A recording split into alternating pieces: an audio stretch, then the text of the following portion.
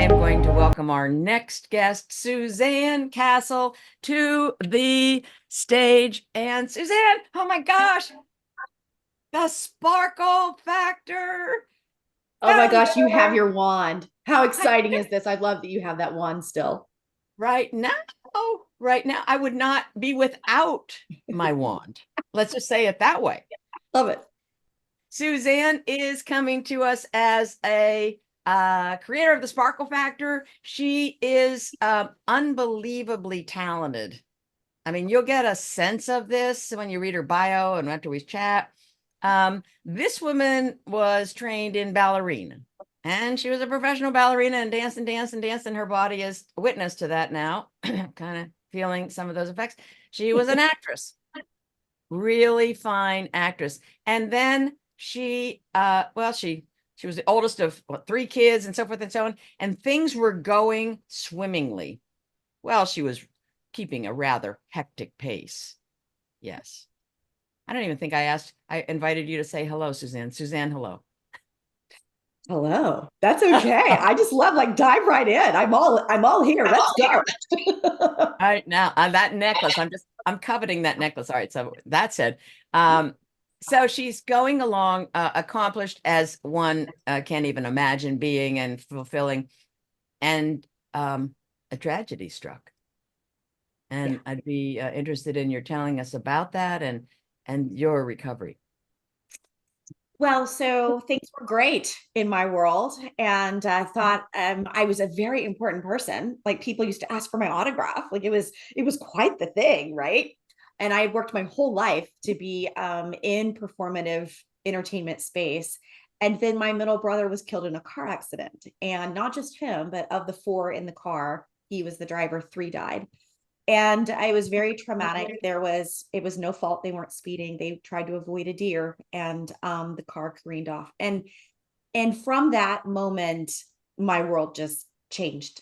My parents had a very hard time dealing with that. I came off the road, off of what I was doing, moved home for a while, had a brother at that. And my youngest brother was 9 at that point, and really just decided I needed to change what I thought was important in the world, and how I thought about important things in the world. And from that, my entire life shifted in the blink of an eye, as it would for anyone. Anytime you lose a family member, it's always hard. And when you lose one tragically, who was the golden child of the family, by the way, I was the redheaded sheep. And I think it really allowed me to think about love differently, to think about family differently, to think about what I wanted to be in the world and how I wanted to create meaning in the world. So I can look at that story and say all the terrible, horrible, no good, very bad things that happened in that story, or I can say it was a seminal moment for me, that really led me down a different path. And that's the story that I like to tell. Wow, that's completely empowering. I mean, I read and I quote that your plans were knocked from the spotlight Oh yeah, into the shadows, and like that. a That's right. quieter season of seminary, several ivory tower degrees, and subtle reinvention followed, unquote. Yeah. That's a powerful mantra. That's just a power. No, it's just powerful. I mean, I'm riveted by it. Um, and this, I'm a certified grief coach, right? So I understand a nickel about it. And when we're processing grief, it's such a personal journey. I revere Dr. Elizabeth Kubler-Ross. I traveled hours and hours to see her. I saw her live about 4 or 5 times. And she wrote some seminal work, and like, so people like say, oh well, I'm between stage 3 and 4. I mean, let me just say, and Elizabeth Kubler-Ross said that it's a journey like this, and that you had to step in then to caregive your younger brother and your two parents. This is a heavy load. This is a very, very heavy load, and I can only imagine. I can only imagine the toll that took on you. You have then gotten degrees. You have you got a doctor of worship studies. Sorry, worship. It's a lot to say. It's a mouthful. At Robert Weber Institute, and you're the author of a couple books, and I have one of them right here that I'm going to read from, Brim, which Oh my is goodness. a creative overflow in work and worship design. And I'm one to take a lot of notes. So I don't know if you guys can see my and Suzanne, purple. Purple? Can you see my purple I can ink? see your purple ink. It's fabulous. I love it. I wasn't going to write in black for you, sweetheart. No way, Jose. So I was just completely riveted with your addressing your life and the meaning that evolved with some of that which is captured in print. And I'll read from from the introduction, page 9. You say, we sometimes struggle to bridge the sacred and the profane pieces of our life. We want integration and conversation. We want to live in the tension of the ancient and the modern, of joy and lament. We want, honestly, in our churches and in our secular relationships, vulnerability and vigor. We also want to reintegrate what's been lost, forfeited, or abandoned in worship practice and bring it back to the full range of experience that worship has to offer. I'm just saying, like, for the first time in my life, I kind of wished I lived in Texas. Oh, Church Texas is a is. pretty fabulous place, by the way. But That's where your church is. yes. But I do ministry still. I mean, I'm not preaching every week anymore, but I consult with churches, with congregations, with pastors. A lot of those churches and congregations are doing things differently. So trying to create meaning out of ritual, trying to make the everyday a sense of that sacred every day. So people are seeking the sacred, whatever that means for you. I am the first person to say that. Like, my way is my way and your way is your way. But I think there's a calling, there's this kind of God-shaped hole inside of us that can only be filled when we are in making meaning. And to do that, ritual is really important. Look at Greece, like that was the cradle of all ritual, right? And we do rituals every day. What do you do when you wake up in the morning? Do you pick up your phone? Do you have coffee? Do you get a doggy sugar? Like what is the thing that you do? Ritual is a very important part of that. So a lot of my work even now is about making meaning, making meaningful joy out of that meaning, so that what you're doing, the patterns that you are doing in your world, are really supporting in a foundational way those dreams that you're trying to make come true. That joy focus is so powerful. You possess a joy-filled life. I mean, you show up, and joy is right there. I mean, you're just like Suzanne, joy, Suzanne. I mean, it's all over you. And you're allowing joy to, as you say, glimmer anew, hence the sparkle factor. That's right. You talk about the sassification of creativity. Expound on that Yes. for us. Yes. You want me to talk about that? Because I would love to I talk about do. I do. And, so and I don't know if you have any sassy pants on, but if you do, yeah, all my pants are sassy. Like, let's just be clear, right? All my pants are sassy pants. I think I think a lot of us were sold a really not great story growing up about creativity and who is creative and how creativity looks. So think about it this way. You're drawing in elementary school and the teacher's like, "Oh, that's not very good."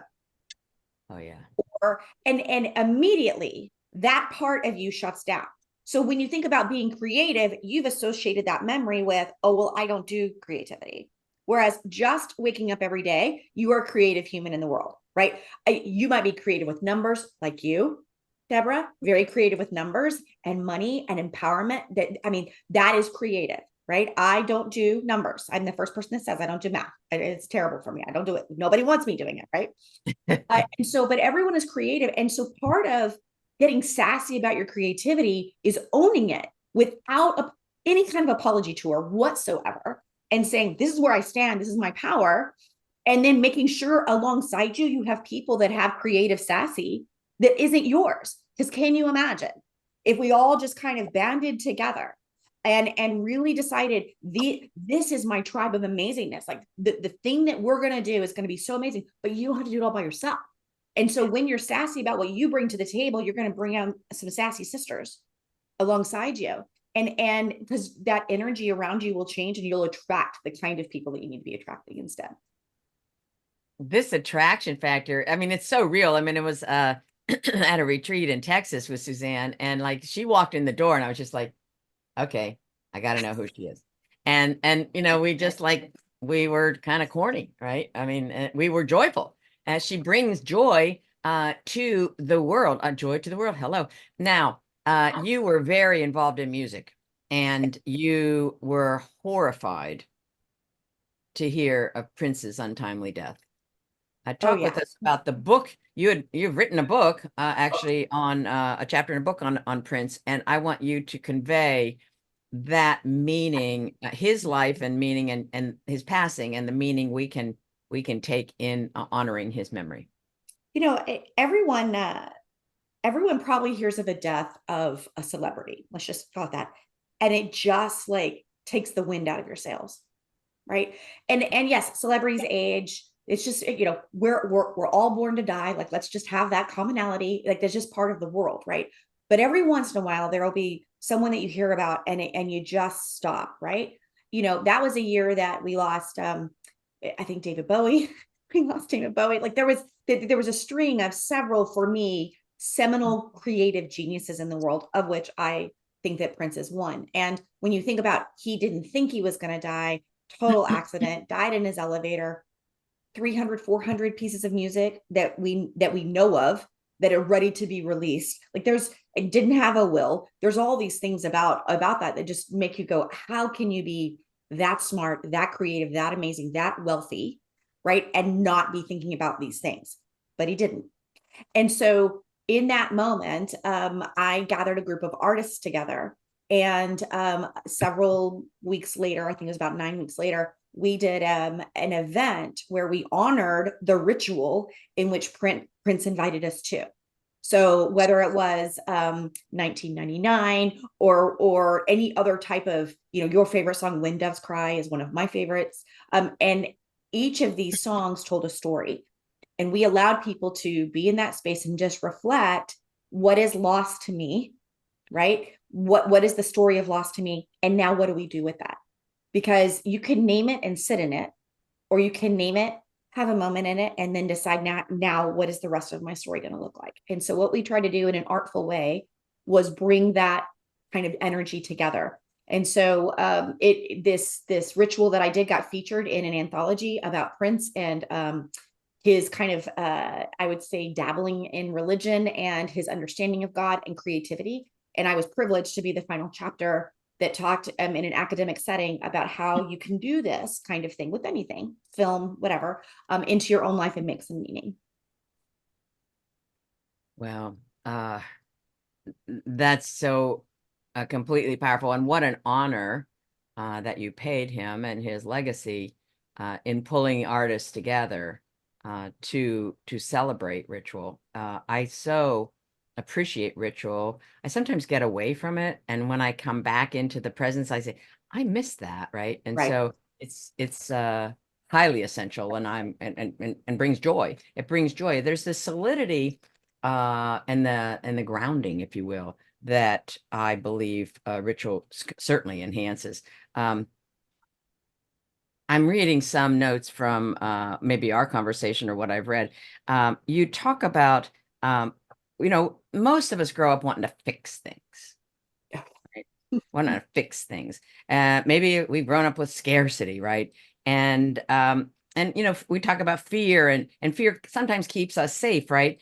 But I want to have you talk about the fixing thing, getting over the fixing thing and being with, right? And you got to definitely have history with that and experience as a pastor and as a person. Yet I think if we can get through this, we were called here to be a fixer, and instead we are called here to be a human being. Right. Maybe the world would be more joyful and we'd have a lot more sparkle, but I'd like you to talk to that. Yeah, I would love to. Thank you. Thank you for that invitation. And by the way, I failed to mention, I think that it's your birthday. Is that right? It Today is your is. birthday. It Okay. is my birthday. Happy birthday. So, Thank you. which is a great segue, right? Because if you think about how you are walking in the world, are you human doing or are you human being? Right? It's pretty much that simple. And when we have these big moments, a birthday, right, or a job promotion or something of that vein, we tend to be like, I'm going to be about celebrating. I'm going to reflect. I'm going to be in this space. I'm going to be, we say, I'm going to be with friends. I'm going to be at this restaurant. I'm going to be on vacation, whatever that is. But we relegate that to an event. And Yeah. so we be with an event mindset rather than, today I woke up and I'm going to be. Let's see what comes my way. what meaningful thing am I doing today? I talk to my clients a lot about, don't start with your to-do list. Start with what is one meaningful thing I can do towards my goals today? And maybe what is a meaningful connection I can make? That's being in space rather than in the doing space. And I think what happens is in not all that doing energy, I mean, just that like our heart rate kind of expands, like our Yes. voices get a little choppier, like our shoulders go up, right? Because we're like do. And so if you're constantly doing, you never tell your brain and your body we get to be. And so it's just this long ticker tape. And so your brain doesn't know how to serve you. Your adrenals can be shot. You like you drive the burnout bus. You're not even sitting on it. You're driving it, right? And you just kind of live in this stressed out existence, and your body will fail you in that moment. And so if you want to get out of that, the way out, I believe, is with being first. So I will be, and you choose what it is. I will be joyful. I will be present. I will be a dog mom, or a human mom, or I will be a good partner. I will be a good collaborator. I will be, and then that can direct your action, right? So start with the being and then go to the doing. I am um, just wowed by that, and I will listen to the recordings. You talk about this whole segment here on being. Uh, Sometimes we need to have our own pity party, Oh and you yeah. talk about that. Talk about pity parties because it's profound. It's so good. I love pity parties. Like, let's just have this moment, right? So I how do I want to explain this? I love all the sad songs and eating an entire roll of chocolate chip cookie dough and butter pecan ice cream and usually really cheap wine that's going to give me a headache the next day because that's just what I go to, right?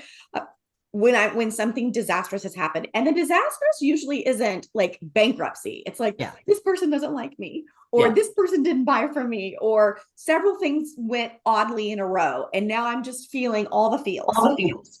And instead of us taking the time to throw ourselves our own pity party, right? So let's do it in all of its glory. Like put on your sweatpants, take off your makeup, put on the sad songs or the sappy movie that always makes you cry or whatever it is, or that makes you rant and rave, whatever that is, and give it a defined time and say, for That's this time, brain, body, we're going to have a pity party and it's going to be glorious and it's going to be fabulous and we're going to feel all the feels. And when that time is over, the time is over, and then you go do something else. You go be different because you had that moment and you allowed yourself the time. That's what I was getting at. Like by just continuing that pattern, you're never allowing yourself to really kind of be in the space of accomplishing, sure, but also feeling. And I'm not sure that you can do things, you can act on things if you're not minding your mind and you're not understanding how your mind and your feeling connections are working together or against you. And so you want to give space for those things, but not all the space. I don't want to do a pity party for 3 days straight. You might, no. that's fine. That's cool. That might be your time frame. Mine's usually like 2 hours. And then my energy for that has gone away. Yeah, exactly. And the minding the mind, right? This is so powerful. And I just listened to a segment that Suzanne does, and she does trainings like, is it every Tuesday or something? It's like Every a lot. Tuesday. Yeah, Every every Tuesday. Tuesday. So she does trainings, and I just listened to the one on prioritizing.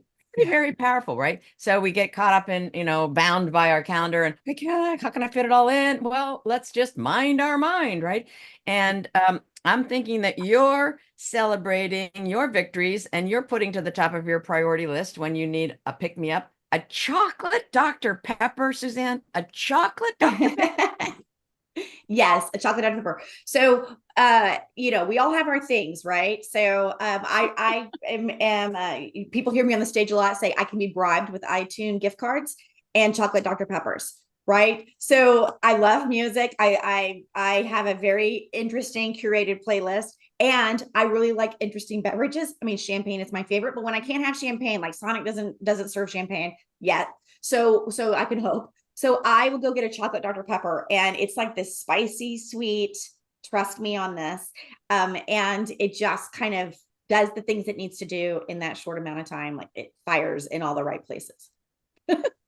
Well, I am going to have to look for that because truth be told, I mean, I've never heard of it. So you introduced me to something that could end up, just taking a priority in my beverage life. I'm not sure, but We're going to give it a whirl. It's yummy. I'm going It's to, a Texas thing. Dr. Pepper's made in Texas. It's a Texas thing. So yeah, for sure.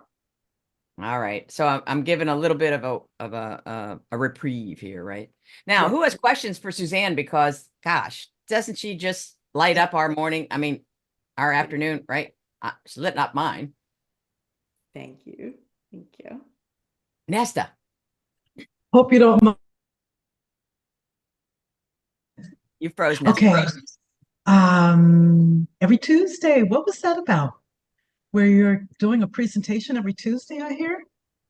Right. So every Tuesday, and you can find me in all the places. So Facebook, Instagram, LinkedIn, YouTube.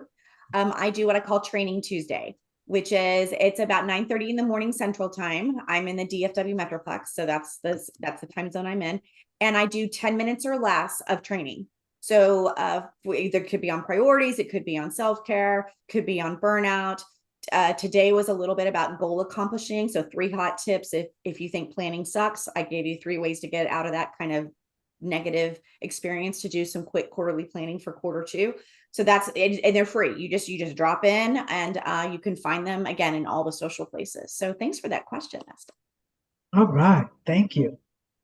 And they're so powerful, Nesta. Yeah, tune in. They're just little snippets, and our attention span is a little shorter, and that is such. I mean, I'm like highlighting it. I'm putting it on my calendar. So, Suzanne, you really coming up in my priority list, big time, girlfriend. Thank you. Thank you. So many people have like buy this thing, buy this thing, buy this thing, which is fine. That's cool. But part of my value is generosity. And so I like to make sure that there's free things available as well. Sometimes you just need a little a little kick up, right? So that's kind of what those Tuesdays are all about for me.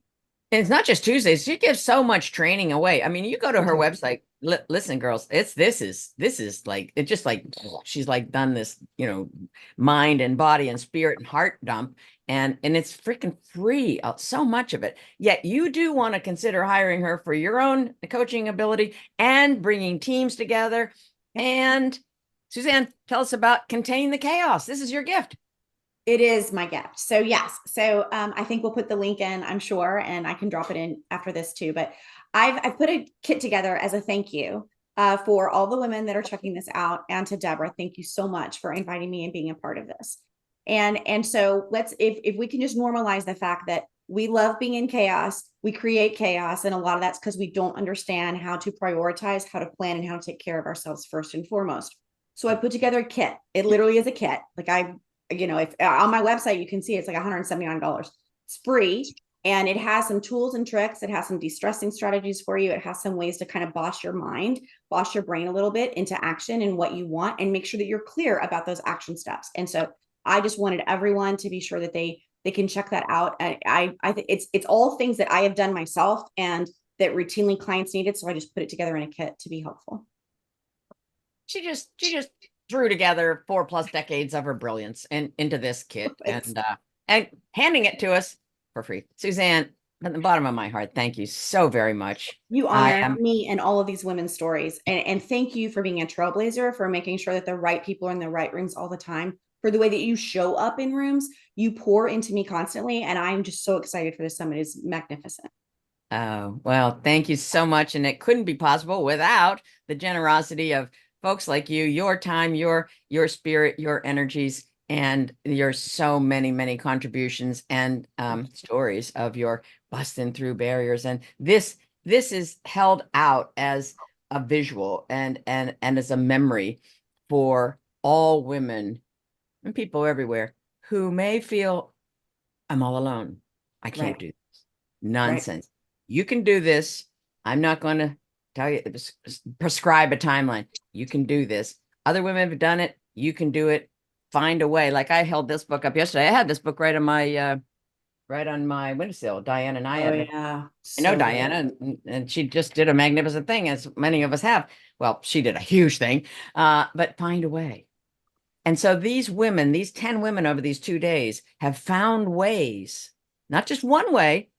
Often these challenges and barriers reappear. And I want us to be expecting the unexpected and also expect that we're going to get through it, bust through it with our resolve, perhaps our faith, our remembering the power of other women's successes. That's And right. it's with that that I say, Suzanne, thank you so much for being with us. Thank I you. really appreciate you. Appreciate you too. Happy birthday. Thank you. You made my birthday. It's cute. It's great. And That's right. Sparkle all day, girl. You got this. I'm keeping the sparkle. All righty. Thank you so much. And everyone, you can still communicate with Suzanne afterwards. Put in the chat how much you appreciate her. And all of our speakers, thank you again.